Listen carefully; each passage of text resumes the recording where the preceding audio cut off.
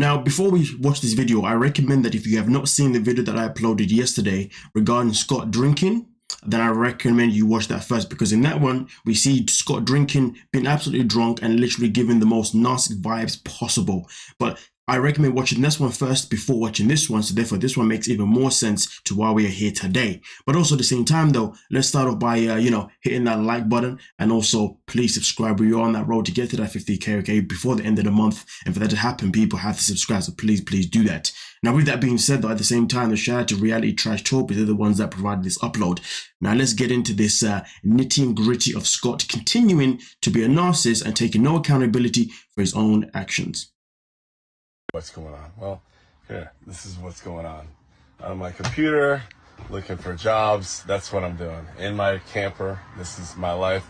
And everyone wants to know what's going on, Well, notice how Scott has to give us a description of exactly where he's at. So therefore we know that, he is homeless. He's in a camper in his mum's backyard, from what I understand. And yes, he is jobless. But let's get into why he is jobless. How about this? A quick synopsis. You're either portrayed through sharp entertainment to be a hero or a villain. It's one or the other, okay?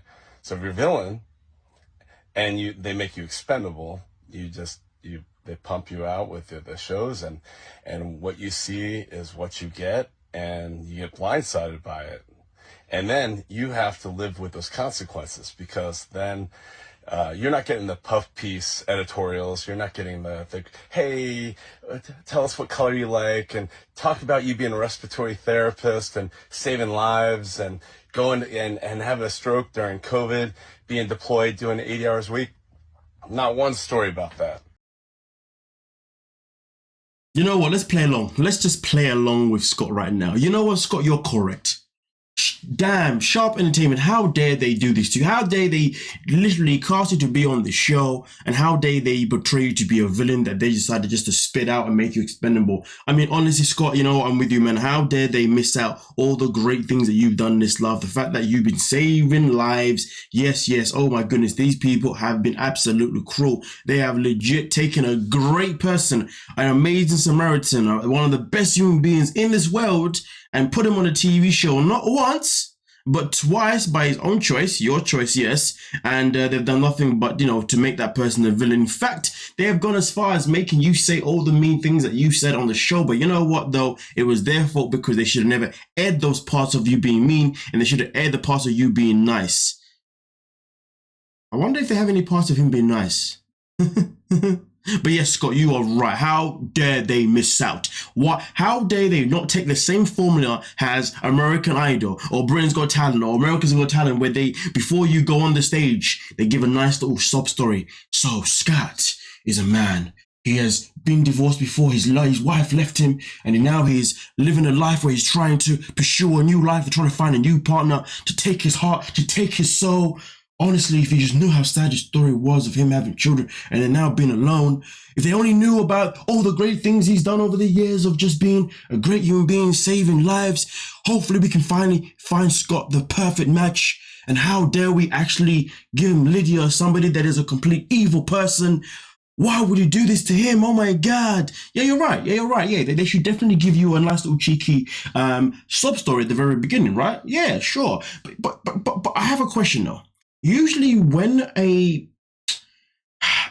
the very beginning when we meet people, when they first introduce someone in the first episode, usually that person kind of gives us a little background about themselves, like, this is where I live, this is who I live with, this is what I've been doing, blah, blah, blah, blah, blah, blah. So I'm pretty sure you do have a choice to actually tell people a little bit of yourself at the very, very beginning. Not too much stuff though, because of course, if you tell too much, then people might try and track you down, and then all hell will break loose, right? But anyway, we'll just pretend and go along with Scott's whole narrative of, he's the villain. Yeah, sure. Yeah, story. Yeah, Scott, they should have given you a stop story. Yeah. It's all gonna be, you're cringy, you're this, you're that, you're bankrupt, everything like that. That's what you get. And nobody has my back. I've never seen Sharp Entertainment come out and say that he's bankrupt and cringy, to be honest. I'm pretty sure that was the viewers who said that you were creepy, and then it was bloggers, I say, like myself, who would find information about you being bankrupt. So I'm a bit confused how Sharp Entertainment has a thing about that, but But you know what, Scott? I have your back. How dare people out here on the internet go out their way and expose that you're bankrupt? How dare people reach out to me at times? How dare women reach out to me and tell me about how much you're a disgusting man you are? Oh my goodness, why are people doing this to you? How dare they? What? How dare people watch you and call you cringy? People should not be allowed to have a judgment on you because you are a great person. You save lives.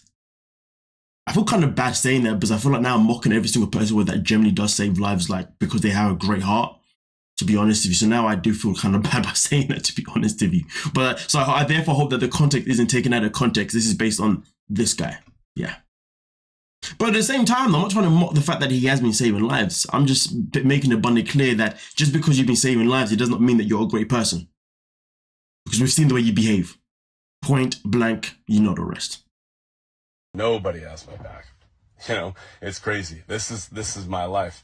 And then every job now, for every hospital, it's perception. Because you're on TV, you're getting in fights, you're doing all this stuff. So if you're a pet with the network, you're great. You're great. You know, they'll keep extending you another 2 years.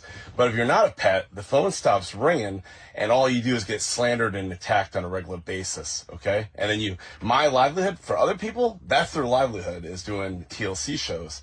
They didn't have a profession. They didn't have a job like what I do. I do. And I save lives for them. Was that ever brought up? No, the only person that brings up is me. He told us about being a pet.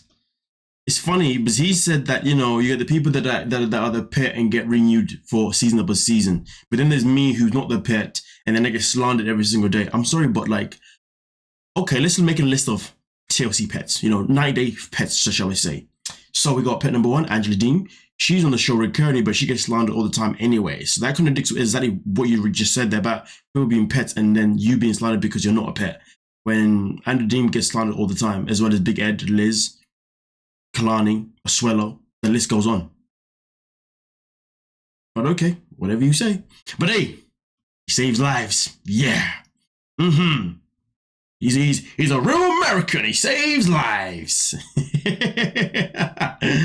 Yeah. Okay? And that it's an injustice because it's affected me professionally, my livelihood, you know? And I've lost 3 jobs because of the consequences of the show. So did I do a traditional a tryout or what? No, I was just they reached out to me and they said, hey, we want to follow you and Lydia, and that's the story behind that. And I'm like, you know what? I just had my stroke and I was recovering. You know, maybe this is a good thing. But since I've done that, since April 17th, my life was destroyed, and I'm doing damage control in every aspect. If you date, then you're gonna do serious damage control. Okay. If you go to any job, they're going to look at the stuff on social media. You know what I mean? It's crazy. It's funny because the stuff on social media that they'll find, I promise you now, they're probably going to find more things that you've done yourself, not the things that have been reported about you. Because at the end of the day, if I was to go on social media, if I was to go on the internet right now and type in his name, the first thing that I'm going to see isn't necessarily going to be a video made by me or anybody else. The first thing that's going to pop up is his profile. And then not only is his profile going to pop up, but his Instagram, his Facebook, his LinkedIn, anything that he's made on, the first thing that's pop up is going to be those things first. So therefore, the first thing they're going to do is click on your page. But hold on a minute. I see what's going on here. Scott is obviously a delete king. We know that each time he makes a video of him saying things that he shouldn't be saying, he deletes it within a space of a certain amount of time. So he's obviously now probably expressing the fact that when people go online, try and find out who he is, they're going to see all the evidence that's been made by other creators. And listen, at the end of the day, that is not on us whatsoever because it was your fault, your responsibility, in fact, to not make videos of threatening people. But you did that. He must really think that just because he deletes things, he's covered, he's saved. Don't people know that if you do something very dramatic online, it's always going to stay online? Whatever. So it's a double-edged sword. I can sit here defending myself or not say anything and go away. But it's easy for the pets to critique and give me advice. The pets, you know, that are still on TV and they're making money for doing the shows and their social media is exploding because they're on year after year. But unfortunately for me, I plateaued 100,000 and my phone's stopped ringing. I'm not getting anything. So here I am looking for more jobs, and I'm gonna have to be very transparent with HR and say, hey, you know, this is what it is on TV and everything else. So that's what I'm dealing with. Okay, that's. Sounds like you're just feeling sorry for yourself, and that's what you're dealing with. You're dealing with playing the victim. That's all it is. So I want to let you guys know. So it is what it is, and I'm making the best of a shitty situation. Well, isn't that what they all say? Hey, listen, as far as I'm concerned, right? You create this situation for yourself. In fact, I remember that after he was on 90 Day for the first season of Love in Paradise, he was literally online begging for them to cast him again. So what happened? He came back again in the Chantel family, okay? And he did no better he didn't portray himself any better when he came back again. And then on top of that, he had a whole hissy fit just because they didn't invite him to this, like, I don't know if it was like this 10-year anniversary party they did for 90 Day members, and because he didn't get an invite, he had a whole freaking breakdown about it, complained about it, even sent emails to the woman who does all the recruiting, I think, saying some mad nonsense. So it's just interesting how he's sitting here trying to blame everything on the network, but yet he's the one that legit was begging the network to like bring him back in multiple times. He's just bitter because they won't bring him back. He's just bitter because people obviously slander him. He's just bitter that he sees other people that are maybe worse than him, but they're still on the network. He's just a bitter man, and it's just sad to watch. It's very unattractive. To be honest with you, I've always questioned why the women that he's even had in his life, why they even have an attraction to him does blow my mind. I mean, listen, this may offend those women, but I'm going to say as it is, the fact that you've entertained this man clearly tells me what your standard is, to be honest with you. And if your standard is this man, Jesus Christ. If I was a religious man, I'd just pray for you. You know what I'm saying? But yeah. But hey, man, maybe that's the thing nowadays. Maybe the new thing is, you know, maybe nowadays there are some women out there who are attracted to men that love to play victim and cry like little babies and take no accountability and pretend to be a masculine man, when in reality they're just this. Yes, Scott, I am attacking you. Yes, Scott, I am just slandering. Yes, Scott, I am putting you down. Yes, before you complain about it. Oh, either way, though, let me know what you're thinking down below in the comment section. We'll talk about it. So don't forget to like, subscribe, and of course, peace.